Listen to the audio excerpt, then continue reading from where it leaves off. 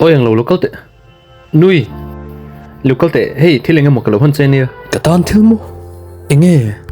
hey le wow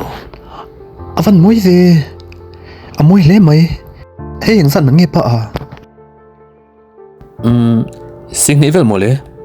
ôi à trước tiên là tàu lộ diamond tắc tắc cái này khá ngay lúc xin lệ tàu bốc xia hết tiếng biếng bệt thế mấy mày thì khăn lâu bệt xin là rồi mà cái vấn thì phải nghe cái bên này tôi cả lô xia măng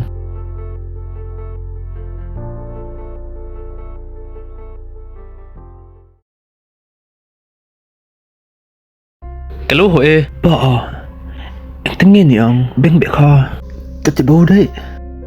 khôi nghe thì bỏ bụi có sao cái bị việc cho lên một cái tiệm mà sẽ khôi ăn nhiều mồm lệ hầu lúc tục có một chút bất tệ bên bệ mấy này khá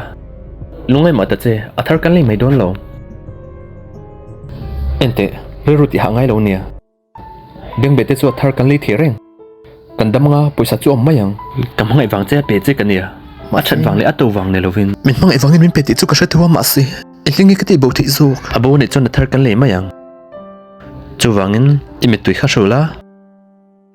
trả tội lỗi tụi rồi nắng bị rất chặt chuan cái chút cả lốm vét thì khăn lồm là cái vấn thì phải lúc cái ngờ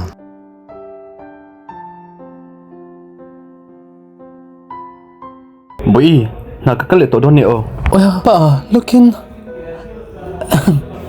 anh lu bên bệ khác có một lệ tội chút tiệt lo ở vào mắm về mang ra nè có một năm nữa cái lỗ đạp bà la lỗ thập bà la này kha với in room cái tỷ phải nên là mà có một lệ lâu ê kha anh ấy kha ít bố lỗ cho lỗ mà mày thì khăn biết trả lệ là ít bố tọt đâu lỗ nè cái lồng gì mày chút bà bôi lo về là cái lệ tội nga thar lệ cái tum hơn chế bà mà sẽ khá lệ cái ngay tội lỗ này kha thì khăn này lâu nên cô trả đâu nè bye bye